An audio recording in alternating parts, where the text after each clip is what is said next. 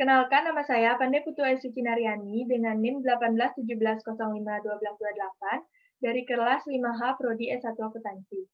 Jadi di sini saya akan melakukan pembahasan soal untuk memenuhi ujian akhir semester dari mata kuliah Akuntansi Keuangan Lanjutan 1. Jadi di sini adapun pembahasan soal itu mengenai materi laba atas transaksi antar perusahaan aktiva tetap, yaitu atas aktiva tetap yang tidak dapat disusutkan. Baik, langsung ke soal.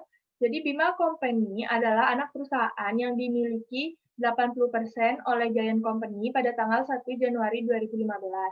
Untuk membeli Bima Company, Giant mengeluarkan uang sebesar 2 miliar, di mana laba bersih Bima Company tahun 2015 adalah sebesar 800 juta. Giant Company selanjutnya menjual sebidang tanahnya kepada Bima Company sebesar 400 juta dengan keuntungan yang diperoleh yaitu 100 juta. Nah, jika dilihat dari soal, ini itu penjualannya adalah penjualan dengan alur menurun, yaitu penjualan dari induk perusahaan ke anak perusahaan, sehingga penjualannya disebut juga dengan penjualan downstream. Nah, dari soal itu diminta dua hal. Yang pertama yaitu pencatatan akuntansi atas transaksi yang terjadi, dan yang kedua yaitu kertas kerja konsolidasinya. Baik, lanjut ke pembahasan. Jadi, di sini akan mencatat ayat jurnal yang dibuat oleh Giant Company. Yang pertama itu yaitu mencatat laba yang dilaporkan oleh Bima Company dan mengeliminasi laba penjualan tanah yang belum terrealisasi. Jadi, Bima Company itu kan memperoleh laba bersih pada tahun 2015 sebesar 800 juta, di mana ini harus dicatat oleh Giant Company. Selanjutnya, Giant itu menjual tanahnya sebesar 400 juta dan memperoleh keuntungan 100 juta, di mana keuntungan 100 juta ini itu belum terrealisasi karena Bima Company ini dalam artian lainnya itu belum menjual tanahnya kepada pihak ketiga. Jadi di mana perhitungannya nanti laba bersih sebesar 800 juta dikalikan dengan kepemilikan Giant atas Bima sebesar 80%, kemudian nantinya dikurangi dengan keuntungan yang belum direalisasi sebesar 100 juta. Sehingga itu memperoleh nilai sebesar 540 juta dengan ayat jurnalnya di debit investasi pada Bima Company dan di kreditnya pendapatan atau laba dari Bima Company. Selanjutnya yang kedua yaitu jurnal penyesuaian atas keuntungan penjualan tanah. Jadi sebenarnya keuntungan dari penjualan tanah ini tidak boleh dicantumkan dalam neraca, melainkan nilainya itu harus dikembalikan ke nilai awal. Alasannya itu karena laporan keuangan dari konsolidasi ini merupakan laporan keuangan penggabungan dari anak dan induk perusahaan, sehingga transaksi antar perusahaan itu harus dieliminasi. Sehingga keuntungan dari penjualan tanah ini tidak boleh dicatat, sehingga jurnalnya yaitu menjadi di debit keuntungan atas penjualan tanah dan di kredit tanah sebesar 100 juta. 100 jutanya itu adalah keuntungan dari penjualan tanah Giant kepada Bima. Jurnal yang ketiga yaitu mengeliminasi laba investasi dan mengurangi akun investasi ke saldo per 1 Januari 2015.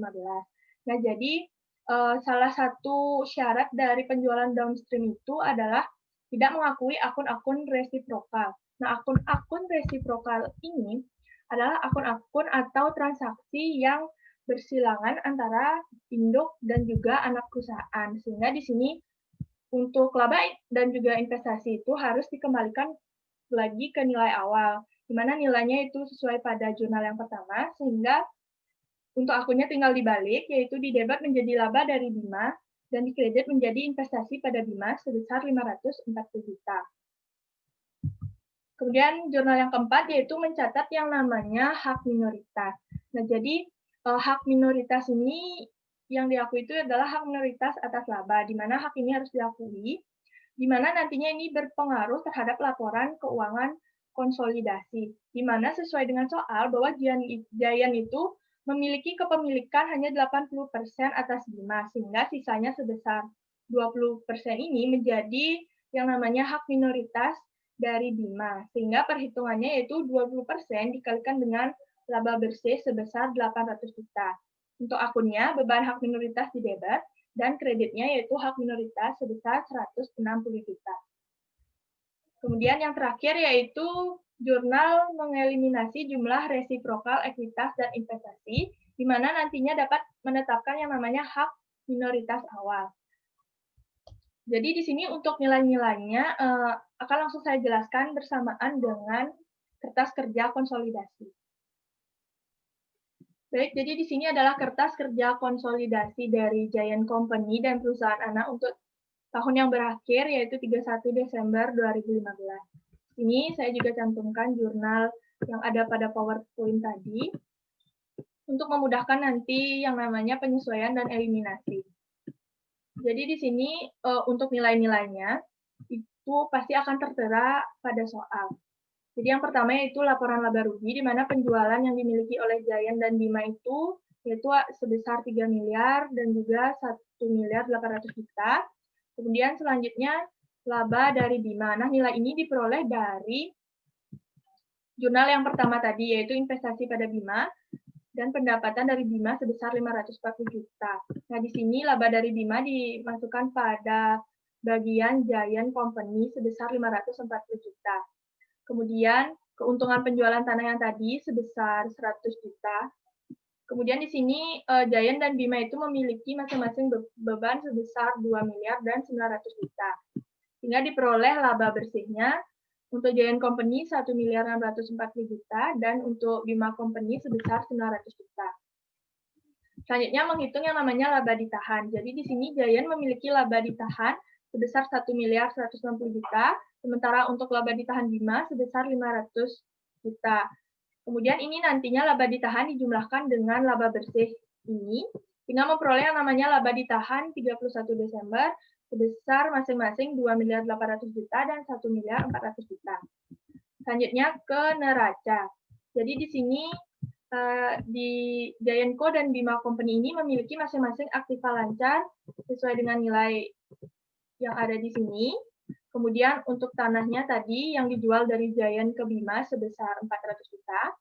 Kemudian investasi dalam Bima ini diperoleh 540 juta ditambah dengan 2 miliar. Dimana tadi pada soal dijelaskan bahwa Giant Company itu memiliki hak kepemilikan itu dengan membayar sebesar 2 miliar. Sementara 540 juta ini diperoleh dari ini jurnal yang pertama, yaitu 540 juta. Sehingga memperoleh yang investasi dalam Bima itu sebesar 2 miliar 540 juta. Sehingga total aktifanya masing-masing menjadi dari Giant 7 miliar 540 juta dan dari Bima 3 miliar 900 juta. Kemudian untuk kewajiban di sini masing-masing memiliki dari Giant 740 juta dan dari Bima 500 juta. Kemudian dengan memiliki modal saham masing-masing 4 miliar dan 2 miliar. Dan laba ditahan ini dari laporan laba rugi. Dari laporan laba rugi ini diletakkan di neraca, kemudian nantinya dijumlahkan sehingga memperoleh yang namanya total kewajiban masing-masing, yaitu dari Giant 7 miliar 540 juta dan dari Bima 3 miliar 900 juta. Nah, selanjutnya kita akan melakukan yang namanya penyesuaian dan eliminasi. Nah, untuk penyesuaian dan eliminasi ini, untuk nilainya itu, nilai dan akunnya itu kita peroleh dari jurnal yang telah kita buat tadi di sini. Baik, jadi karena yang pertama itu tadi kita sudah masukkan di sini dan juga di neraca pada bagian investasi dalam Bima, selanjutnya kita lanjut ke ayat jurnal yang kedua, yaitu keuntungan atas penjualan tanah di debit ini dan juga tanah di kredit sebesar 100 juta, yaitu pada bagian neraca. Kemudian untuk jurnal yang ketiga, yaitu mengenai eliminasi laba investasi, di mana di sini nilainya itu akan kembali ke nilai awal, yaitu di debit, ini laba dari Bima sebesar 540 juta, dan di kredit, investasi pada Bima Company sebesar 540 juta. Selanjutnya, yaitu jurnal yang keempat, yaitu menghitung nilai hak minoritasnya. Di mana di sini hak minoritasnya itu diperoleh di debit beban hak minoritas, jadi pada bagian laporan laba rugi sebesar 160 juta, dan di kreditnya yaitu hak minoritas, yaitu di sini, di bagian neraca sebesar 160 juta. Nah, selanjutnya itu, yaitu mencari untuk nilai-nilai pada jurnal yang kelima. Jadi di sini untuk nilainya itu adalah mencari akun-akun resiprokal. Jadi kan tadi akun-akun resiprokal itu adalah akun-akun silang antara Bima Company dengan Giant Company. Jadi di sini yang pertama itu ada laba ditahan dari Bima, yaitu sebesar 500 juta, itu di debit. Kemudian investasi dalam Bima sebesar 2 miliar, dari pembelian kepemilikan dari Giant kepada Bima, kemudian ini ada modal saham sebesar 2 miliar. Nah, untuk nilai dari hak minoritas ini yaitu diperoleh kekurangan dari ini sehingga menjadi balance. Sehingga setelah penyesuaian dan eliminasi semuanya telah selesai, selanjutnya dapat membuat yang namanya laporan konsolidasi. Di mana di sini tinggal dijumlahkan untuk penjualan karena tidak ada penyesuaian. Jadi itu tinggal dijumlahkan memperoleh jumlah 4 miliar 800 juta. Kemudian untuk laba dari Bima, karena ada penyesuaian nilainya 0, begitu juga dengan keuntungan penjualan tanah. Kemudian selanjutnya beban-beban dan beban hak minoritas. Sehingga untuk jumlah laba bersihnya itu memperoleh 2 untuk laporan konsolidasinya memperoleh 2 miliar 60 juta. Selanjutnya laba ditahan. Di mana laba ditahan dari Giant itu sebesar tetap karena tidak ada penyesuaian, sementara laba ditahan dari Bima 0 karena ada penyesuaian dari hak minoritas, pengembalian hak minoritas awal tadi. Sehingga memperoleh laba ditahan per 31 Desember sebesar 3 miliar 220 juta.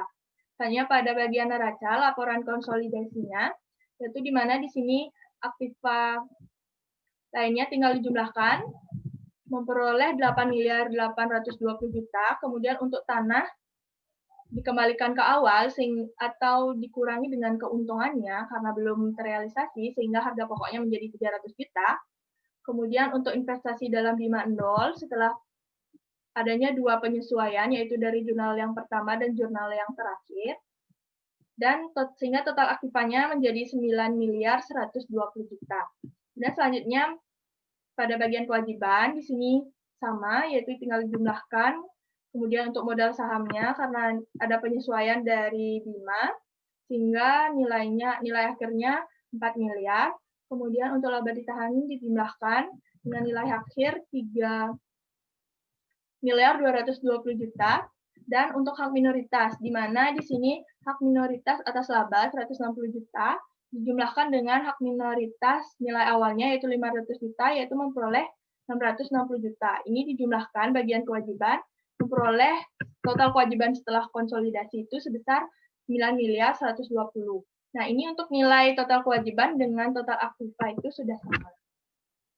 Baik, jadi sekian presentasi dari pembahasan soal yang bisa saya sampaikan. Mohon maaf apabila salah kata. Terima kasih.